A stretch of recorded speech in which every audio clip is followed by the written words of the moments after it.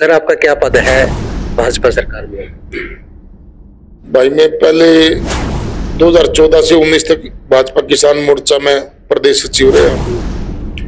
अब भाजपा पार्टी में 2019 से किस मेन बॉडी में भाजपा प्रदेश कार्यकारिणी का सदस्य हूँ।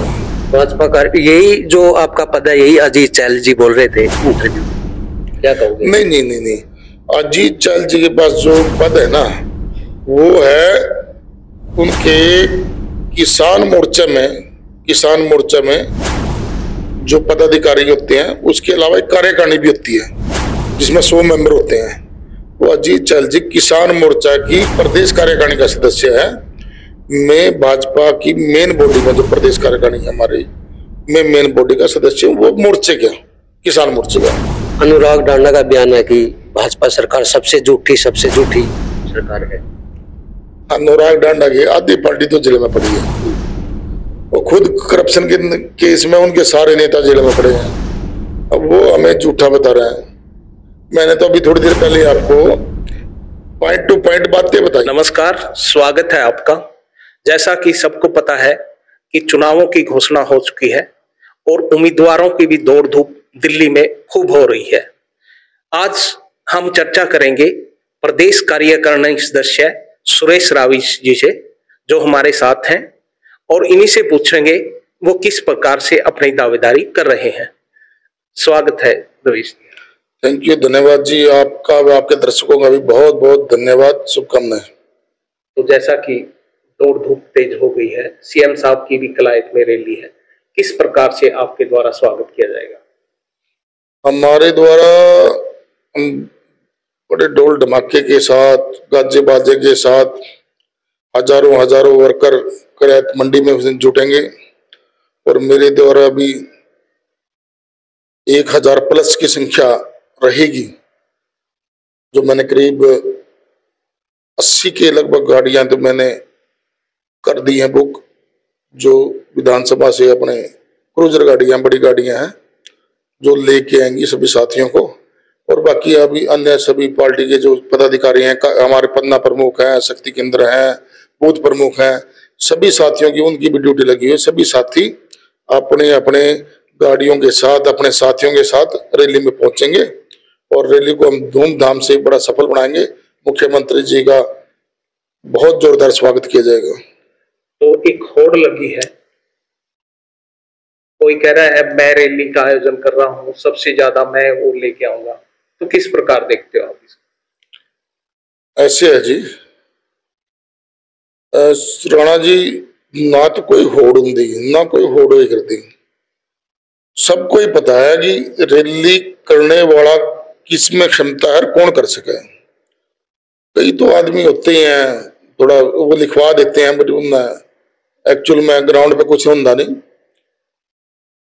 विधायक कमलेश डांडा जी, देखो वो मौके की विधायक हैं, पूर्व मंत्री हैं, तो वो है, या अकेला मैं आदमी हूं जिसने कलह तलके में मैं पहले दो रैलियां करी हैं। 2014 में बाड़ू मंडी में मैंने बहुत बड़ी रैली करी थी, जिसमें 20,000 संख्या में आदमी थे और सभी गवाह हैं इस बात की, पदाधिकारी, पार्टी कार्यकर्ता। 2019 में माननीय मुख्यमंत्री उस समय के हमारे खट्टर जी थे, उनकी जनसभा करी थी, जिसमें हमने 5000 आदमियों को देसी घी का खाना बनवाया था। तो सबको पता है रैली कौन कर सकता है और कौन कौन आदमी लेकर आओगा, और अपनी तरफ से सभी जो करेंगे, कोशिश करेंगे, जितनी क्षमता है सब करेंगे। तो दावेदार बहुत है, ऐसे में आप कितना दावा कर रहे हो, किस प्रकार से अपना दावा? हम तो जब पार्टी के सिपाही हैं, कार्यकर्ता, दावा तो हमारा यूं बनता है कि हमने शुरू से ही पार्टी में काम कर रहे हैं, 2012 से जुड़े हुए हैं। 14 में मैंने जैसे बताया बड़ी रैली करी थी, 19 में फिर रैली करी थी, और हमारे सबसे बड़ी खाप है, सबसे बड़े बड़े गांव हैं। जो मेरा अपना बाड़ू गांव है, उसमें 3 पंचायतें हैं, करीब 12-13 हजार वोट तो मेरे अपने बाड़ू गांव की, एक ही गांव की है। बाकी हमारे जो और गांव हैं, अन्य गांव हैं जो बाड़ू खाप के, तो करीब हमारे 40,000 वोट बनते हैं बाड़ू खाप के, 40 से 50,000 के लगभग बीच में। तो इतना बड़ा वोट बैंक जो हम साथ लेके चल रहे हैं, तो जो बीजेपी को मिलेगा, यदि बीजेपी पार्टी टिकट देती है, तो बीजेपी को निसंदेह जाटों की बड़ी वोट बैंक, बड़ा वोट में शिफ्ट करवाने में सक्षम हूं। और टिकट आने के बाद वो लोग खुशी खुशी पार्टी को वोट देंगे, इसमें कोई शक नहीं है। और मेरे पास अच्छा वोट बैंक है जो जो पार्टी को मिलेगा मेरे द्वारा। तो अपने तो यही है कि भाई पार्टी टिकट देती है, काम अच्छी बात है, काम करेंगे, अब नहीं देगी तो भी काम करेंगे। कहाँ के होकर चलेगा आपका काफिला? ऐसे है सिंह भैया, काफिला क्या था, मतलब काफिला तो एक जगह पूरे हल्के गाड़ियों को एक जगह तो इकट्ठे कर नहीं सकते, वो तो सारी मंडी में इकट्ठी होंगी, जगह जगह से हर काम से गाड़ी आऊगी। तब यही होता है कि भाई कहीं 5-10 गाड़ियां वहां से इकट्ठे होकर आगे, 5-10 गाड़ियां उधर से इकट्ठे होकर आगे, 20 गाड़ियां कहीं वहां से इकट्ठे होकर आगे। कोशिश करेंगे भाई जहाँ कहीं चाय पानी की व्यवस्था करें वहां ज्यादा गाड़ियां एकदम इकट्ठी हो जाए, लोग मतलब गाड़ियां एक जगह हमारी इकट्ठी हो जाए, चाय पानी का भी इनका प्रोग्राम होगा, अपना कर है। तो कोशिश करेंगे भाई इकट्ठे होने के, तो होता नहीं क्योंकि दूर दूर कोई किसी दिशा में जाएगा घर जाना, कोई किसी दिशा से आएगा, तो बाकी सब दिशाओं से सभी जगह गांव से आदमी आएंगे। सर आपका क्या पद है भाजपा सरकार में? भाई मैं पहले 2014 से 19 तक भाजपा किसान मोर्चा में प्रदेश सचिव रहा। अब भाजपा पार्टी में 2019 से मेन बॉडी में भाजपा प्रदेश कार्यकारिणी का सदस्य हूँ। भाजपा का यही जो आपका पद है, यही अजीत चहल जी बोल रहे थे इंटरव्यू में, क्या कहोगे? नहीं नहीं नहीं नहीं, अजीत चहल जी के पास जो पद है ना, वो है उनके किसान मोर्चा में जो पदाधिकारी होते हैं, उसके अलावा एक कार्यकारिणी भी होती है जिसमें 100 मेंबर होते हैं। तो अजीत चहल जी किसान मोर्चा की प्रदेश कार्यकारिणी का सदस्य है। मैं भाजपा की मेन बॉडी में जो प्रदेश कार्यकारिणी है हमारी, मैं मेन बॉडी का सदस्य हूँ, वो मोर्चे का, किसान मोर्चे का। तो मुझे नहीं पता अजीत ने क्या बोले हैं, पर अजीत के पास जो पद है मैंने वो बता दिया। सुरेश जी, बात करें रैली की, अभी जो कलायत के अंदर रैली होने वाली है, तो क्या ये रैली ये डिसाइड कर देगी कि किसकी ओर इशारा होगा या टिकट किसको मिलेगी? नहीं जी शर्मा जी, बीजेपी है यहाँ, तो आखिरी टाइम तक नहीं पता लगता भाई किसको टिकट मिलेगी और किसको नहीं मिलेगी। वो तो जब अनाउंस होगी तभी पता लगेगी, इससे कुछ नहीं निकलता। रैलियां तो हो, हर विधानसभा में रैलियां हो रही हैं, ये रूटीन की रैली है और ये तो रैलियां होती रहेगी, चलती रहेगी। मगर आप ये देखो बीजेपी पार्टी बदलाव में यकीन रखती है और सबसे जनता टिकट बदलती है और नए चेहरों को ज्यादा मौका देती है। उसमें आप ये नहीं कह सकते भाई फलाना व्यक्ति संयोजक था तो उसको टिकट मिल गई बाकियों को नहीं, तो ये नहीं होता। अगर रैली की बात करें तो रवीश जी, हर उम्मीदवार अपना अपना जोर लगाए हुए है, तो ये जोर किस कारण से लगाया हुआ है? कि मतलब अपनी भीड़ दिखाने के लिए लगाया हुआ है या नायब सिंह जी को खुश करने के लिए? सभी कार्यकर्ता साथी अपने उनके प्रिय मुख्यमंत्री से नायब सिंह जी आ रहे हैं, तो उनको खुश करना भी होता है, अभी दिखाना होता है भाई हमारे साथ इतने साथी हैं। जो टिकट मांग रहे टिकटार्थी, वो भी जिसका जैसा सामर्थ्य है वो भी कार्यकर्ता लेकर आवे। सबका अपना अपना तरीका होता है मुख्यमंत्री जी को इम्प्रेस करने का, खुश करने का। और फिर हमारे नेता आ रहे हैं तो लाजिमी बात है, भीड़ तो वैसे भी लेगा मैं। ये तो चलो चुनाव आगे, चुनाव से पहले भी जितनी रैलियां करते थे हम, तो सभी में गाड़ियां भर भर के लेकर आए करते। अगर बात करें बाड़ू खाप की, आपके बाड़ू खाप में अनेक गांव आते हैं, अगर सुरेश राविस को यहाँ से टिकट मिलता है तो क्या पूरी बाड़ू खाप सुरेश राविस के साथ दिखेगी?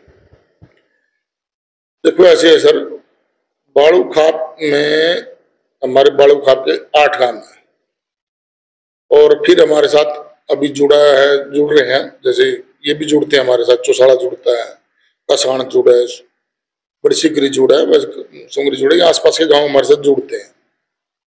यदि बाड़ू खाप में टिकट आती है ना, तो जो हमारे 8 गांव है वो तो हम एक कह सकते, आप ये कह सकते हो भाई हम एक ही परिवार हैं, एक दादे की औलाद है, एक परिवार है, एक टाबर है। उसके बाद जो हमारे जो गुआंढी भाई हैं जो हमारे साथ जुड़ रहे हैं बाड़ू खाप में, और 4 गांव जुड़ते हैं, तो उनकी भी निसंदेह उनकी भी 50% से ज्यादा वोट मिलेगी। और हमारे गांवों की तो मिलनी तो हमारा परिवार है, हम एक परिवार है। आप इसके बारे में अभी भी किसी से फोन करके पूछ लो, जो हमारे 8 गांव है बालू खाप के, किसी से फोन कर लो भाई जी आपका लड़का सुरेश राव इस टिकट लेके आ गया तो क्या रहेगा, सभी कह देंगे भाई वोट देनी पड़ेगी, हम देंगे भाई हमारा छोरा है, देंगे वोट भी देंगे। तो राविश जी, जैसा कि आपको पता है लोकसभा चुनाव में कहीं ना कहीं जाटों में बीजेपी के प्रति नाराजगी, किसानों में जाटों में नाराजगी देखने को मिली है। कहीं ना कहीं आप क्या इससे सहमत है या किस प्रकार से उनको खुश कर पाओगे या अपने साथ जोड़ पाओगे? देखो जी ये सवाल है क्या है कि ये अक्सर है ना, जब से किसान आंदोलन हुआ है सारे पत्रकार ये सवाल कहीं ना कहीं किसी से पूछते रहे हैं। जाट समाज या किसान समाज एक, और सही मायने में देखें तो ये भाजपा पार्टी किसानों की सबसे बड़ी हितैषी पार्टी है। लोकसभा चुनाव में देखने को मिला है लोगों को जैसे कहीं ना कहीं नाराजगी दिखाई दी है। ये कांग्रेस पार्टी ने एक दुष्प्रचार किया है, लोगों को भ्रमित किया है भाई आपका आरक्षण खत्म हो जाएगा, बीजेपी आ गई तो आपका आपके बच्चों को आगे बढ़ने का मौका नहीं मिलेगा, आपकी सब्सिडी खत्म कर देंगे। उनको भ्रमित किया और किसानों को भी भ्रमित किया है भाई आप बीजेपी दोबारा आ गई तो वो कानून दोबारा ले आओगी तो आपका शोषण करेगी, आपको बढ़ जाती। ये कांग्रेस पार्टी दुष्प्रचार करती है। भाजपा पार्टी के अंदर सबसे ज्यादा फसलों के रेट मिले न कलैत विधानसभा में, उसके गामा में सांसद बने वो हिसार लोकसभा था, उनने बेरंत बेचारे ना भाई यू किस तरह का आदमी है, नहीं मैं भी जीता हूं थे, उन्हें पता नहीं था, थोड़ा समझ में उनका आई नहीं भाई यू तो जमा झूठ पकड़ा, झूठ बोल रहा सारे है ना, उन लोगों को पता नहीं, समझ नहीं पाए वो कैसा आदमी है। रावेश जी, पिछले चुनाव में आपने बहुत बड़ी बड़ी रैलियां करवाई, धनगढ़ के नजदीक थे, फिर भी आप टिकट से वंचित किए। क्या बीजेपी सरकार में मेहनतनामा नहीं मिलता? मोर साहब, मैंने रैलियां करवाई हैं, 2014 में भी मैंने बहुत बड़ी रैली कराई, 19 में भी कराई, रैलियां करी हैं। मगर कई बार क्या होता है कि भाग्य की बड़ी बात हुआ है, आपका भाग्य भी तो काम करना चाहिए। नहीं, जब भाग्य आदमी का मजबूत हो, बलवान हो, नहीं जब परिस्थितियां आपके अनुकूल बनती चली जाती हैं, आपका ये रास्ते खुलते चले जाए, मेहनत भी करते रहो, थोड़ा भाग्य का भी योगदान होता है, मेरा तो यही मानना है। और नजदीकी की बात तो मेरी सभी से रही है, जो माननीय मनोहर लाल खट्टर जी हैं, नायब सैनी जी हमारे MP हैं, और चाहे हमारे और इससे पहले कोई सांसद न राजकुमार सैनी होते थे, चाहे हमारे नवीन जिंदल जी हैं, चाहे हमारे पिछले सुभाष बराड़ा जी, उनसे भी मेरा अच्छा प्रेम मेरा सबसे रहा है।